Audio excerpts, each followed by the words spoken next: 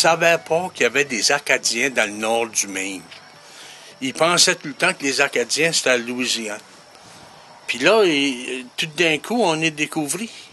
Ils s'aperçoivent qu'il y a des Acadiens dans le nord du Maine, puis que ça parle français, puis qu'ils ont des costumes, puis ils mangent encore du même manger qu'ils mangeaient dans le temps passé.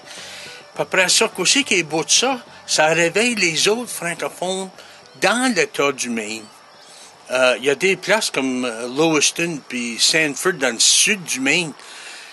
Le monde, c'est quasiment 80% français. Puis tout d'un coup, à place d'avoir du doute ou caché un petit brin qui sont à français, là, il y a de l'esprit, il y a de l'honneur dans le parlage de français puis des costumes des Français. Vraiment beau.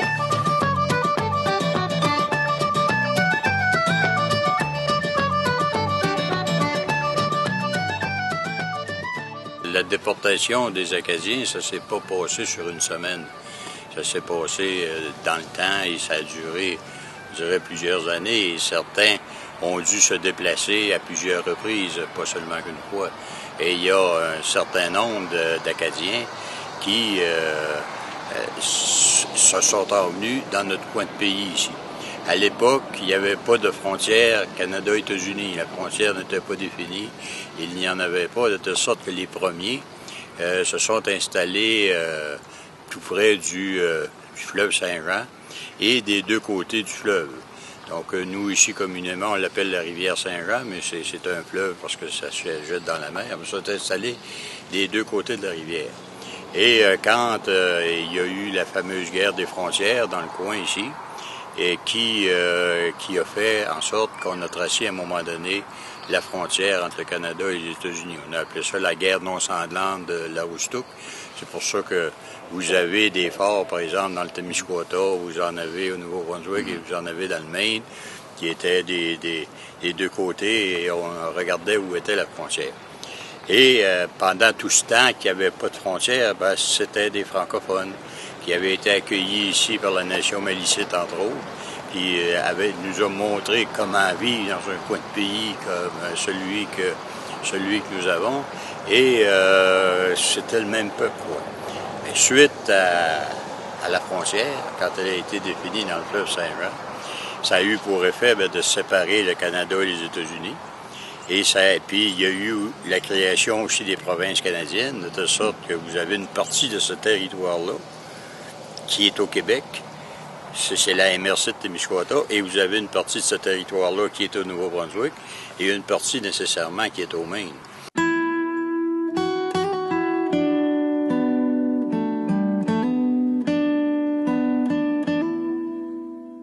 L'État du Maine avait passé des lois que l'école, suffit qu'ils remboursaient les maîtresses, puis tout ça, le langage c'était anglais. Ils voudraient vraiment, il y avait un gros mouvement pour faire parler la culture, le langage français dans le nord du Maine.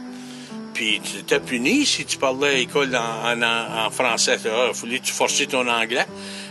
Il y a des fois qu'ils te faisaient copier, là, 100 fois, là, je parlerai pas anglais.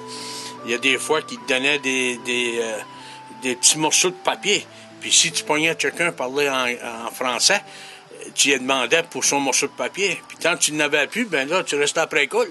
Puis moi, ça prenait pas de temps. Et le lundi matin, ils nous en donnaient une 20-25.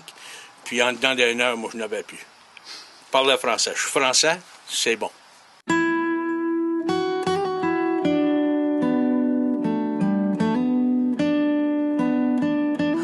Ma mère, quand elle était toute petite, elle est venue au monde ici à Connors, dans la dernière maison du bout du chemin, avant que toutes ces choses-là soient ici. Puis ils n'avaient même pas l'eau courante. Il fallait qu'elle aille au ruisseau avec un genre un bâton avec 2 chaudières au ruisseau, chercher l'eau pour la maison se laver et tout ça. Ils n'avaient pas d'eau chaude, pas de shower, pas rien de ça. C'est vraiment... Ils sont vraiment dans le bois. C'est comme le temps d'une pelle. Je ne sais pas si tu as déjà vu ce programme-là. Ça fait que c'est ça. Les portes, il n'y avait pas de porte dans la maison. C'était tous des rideaux. Il n'y avait pas grand privé non plus. Là. Puis, c'est ça. Mais ils ont été élevés là. Puis, C'est comme que c'est comme dans le bon temps de nos ancêtres, je sais bien, on va dire.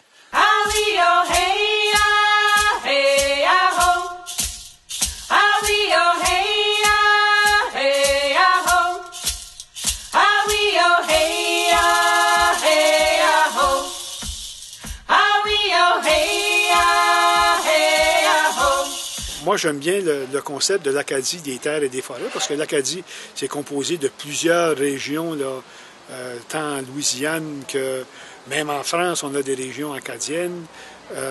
Puis le Nouveau-Brunswick, la Nouvelle-Écosse, l'île du Prince-Édouard. Puis la région du Madawaska, ben, c'est un peu comme l'Acadie des frontières.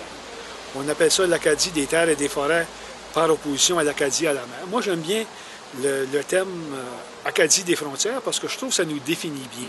Parce qu'on n'est pas un peuple génétiquement monolithique, on est métissé des influences européennes de différentes nations. Puis aussi, on s'est métissé avec les Autochtones, qu'il ne faut pas oublier, étaient ici longtemps avant nous autres. Puis ça l'a créé un peuple avec ses coutumes, un peu sa saveur individuelle. Puis souvent, on a de la difficulté à se voir comme Acadien. Mais dans le fond, le phénomène du Braillon, c'est la façon que bien des gens ici vont se définir comme étant Braillon. Dans le fond, un Braillon, c'est une sorte d'Acadien. Autant qu'il y a une différence entre l'Acadien de la Nouvelle-Orléans que l'Acadien de Chétican ou l'Acadien de Caraquette.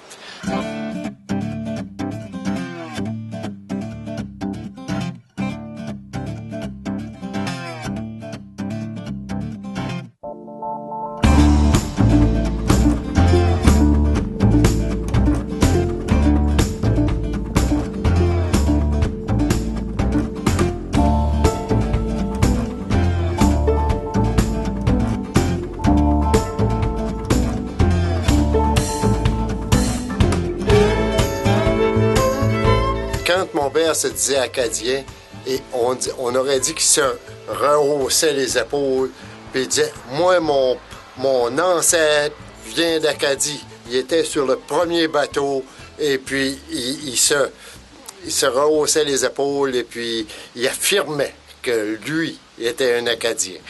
Contre toute, je dirais, ingérence ou n'importe quoi. Lui, il était un Acadien. Les étoiles étaient dans le ciel, toi dans les bras de Gabriel. Il faisait beau, c'était dimanche. Les cloches allaient bientôt sonner et tu allais te marier dans ta première robe blanche. Evangelina, Evangeline.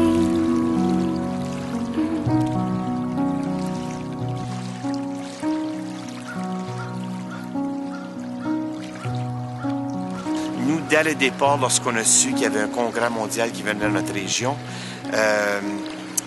les Acadiens du Canada ont voulu avoir la grande ouverture et puis tout le bazar qui est inclus à l'intérieur de tout ça. Les Québécois ont voulu la fermeture et puis avec aussi les feux d'artifice et tout. Et les Acadiens du Maine, eux, ont choisi immédiatement le 15 août, la célébration de la Vierge Marie. Et donc, ça vous dit où notre cœur est situé dans ce grand congrès. Et donc, le volet spirituel est vraiment dans l'assiette principale du Congrès mondial acadien lorsqu'on parle des Acadiens du Maine. Ton nom, c'est plus que l'Acadie, plus que l'espoir d'une patrie. Ton nom dépasse les frontières.